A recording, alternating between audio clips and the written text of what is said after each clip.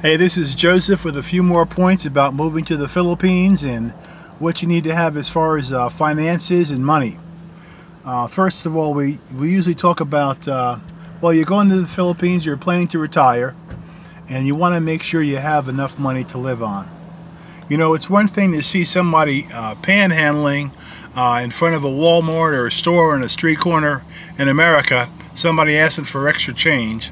But it's another thing to see an American that didn't plan properly, that ran out of money, and he's living in a country with no money, a bum, and he's begging for people to help him get back home or help him get money for his next meal. So don't let that happen to you. And the best way to do that is to make sure that you have some type of an income while you're there. Now, if you're on Social Security, you can live in the Philippines on as less as $500–600 a month. I knew one fellow that lived in the Nagat province, and his income was $600 a month. He would come home to America once a year for 30 days and return, and he lived there for about 5 years that I knew about on that small amount of money. So you can do it. So if you got a Social Security coming in, that's great, you're all set. If you want to get it up to $1,500 or $2,000 a month, here's a few suggestions that you might consider doing. And I hope you'll excuse, I call them my Ray Charles sunglasses today. I suffered from a detached retina one time, and my eyesight's good now, but I got to protect my eyes from the bright sun. And as you can see, I got my tan perfect. I got my tan just the way I like it, but I want to keep my eyes free from cataracts. Anyway, as I was saying, if you're going to go to the Philippines and you want some extra money, there's a couple of things that you might want to consider. First of all, I would suggest that you're very careful of multi-level businesses. Now, if you look, you'll see that some people are earning very high incomes with the sideline business. So there's money to be made there. But you've got to make sure that you're not caught up with the startup company, because you might risk all of your money. Also, with most multi-level companies, you'll need to buy something for in the neighborhood of $100 every month to make money back. You know, when I was a young man, I was in a multi-level company. People were making a lot of money. I was getting an income. I was getting $200 a month coming in. Of course, I was spending $200 a month on supplies. So by the time I put my time in it, I wasn't making any money. So you want to be very careful of that. If there's something that's a multi-level business where you can check it out, first of all, make sure they've been around for a while, not a startup, and you can spend $40, $50, $60, or $70 a month and have a return where you double, triple, quadruple your money, well, that's a different story. I'd suggest you go ahead and do that. Other things you might want to try is perhaps an e-book, which is considered an online business. Maybe getting started now with some type of online business. Perhaps you can buy something as an affiliate without tying up your money, and learn how to sell to others, and that money as a commission, and that goes right into your account. Speaking of accounts, I would suggest you keep your money in American banks. Don't put it in the Filipino bank, keep it in an American bank, and you can withdraw your money with an ATM card, the old-fashioned ATM card, or perhaps a special account that you have set up, or a PayPal account, so you can, or something similar to that, so you can get your money when you're in the Philippines. During your course of lifetime in America, perhaps you've got some type of hobby that you've practiced at and you're very good at.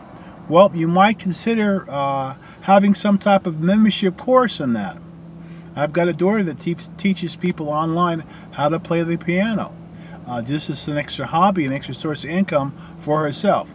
So maybe you've done something like that. If you've got a question about that, there are different companies that will help you get set up.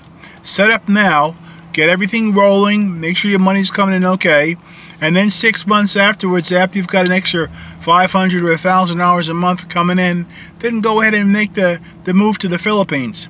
Maybe for a month or so at first, find out what the kinks and the problems were, come back, spend a few more months here, getting everything just perfect, and then go ahead and make the move, right? So that's another thing I would suggest. Now, while you're over there, what type of businesses can you start there? Well, first of all, you want to be very careful, as I stressed before. If you have the money, even if it's only $500, $1,000, or a couple of $1,000s, you don't want to go in an open competition with the Filipino, with a little person, with a person there, because their rules are different.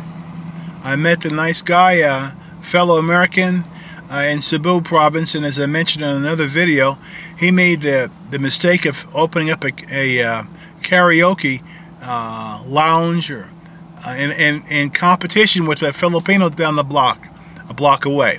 In America, that's good business. You find the competition, you open up a shop across the street from them. In the Philippines, that can be suicide. His place was firebombed, right? He got the message. He didn't do that again. We talked about it. He said, no, I'm not going to go in competition with a Filipino.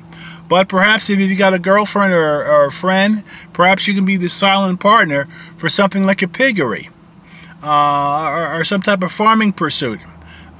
Something where you can make some money, not a lot of money, but you don't need a lot of money to live in the Philippines. Something that will supplement your income.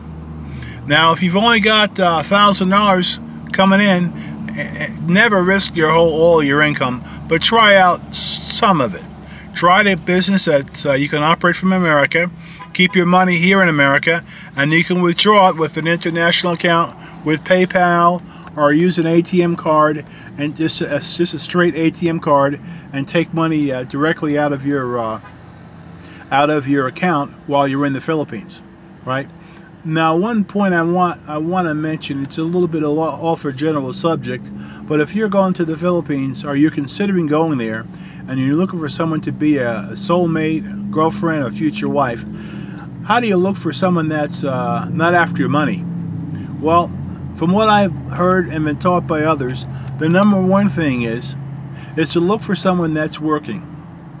You know, if you met someone that's hasn't worked for years, they're not looking for work, and they're online during the daytime here when it's 2 o'clock in the afternoon and it's 2 o'clock in the morning there, you wonder how hard she's working looking for a job. I have been in, before everyone had smartphones, I have been in the Philippines many times where I would be at a cafe, a cyber cafe, where you could pay so much money and get online and computer. And there were many local girls and local people, and they were dressed accordingly. But you would always see one or two women that were dressed very, very well. And as was pointed out to me, the other Filipinos, she was talking to her boyfriends in America. And that's right, I didn't say boyfriend, I said boyfriends with an S on the end. Some of the young ladies that were milking the Americans for money, I even had several different cell phones with different guys' names. In other words, if this phone rang, it was Pete. If this guy rang, it was John. If this guy rang, it was Harry. And they were milking it. So my advice to you is, if you're going to talk to someone in the Philippines, it's good to have someone that's already got a job, so she doesn't need your money.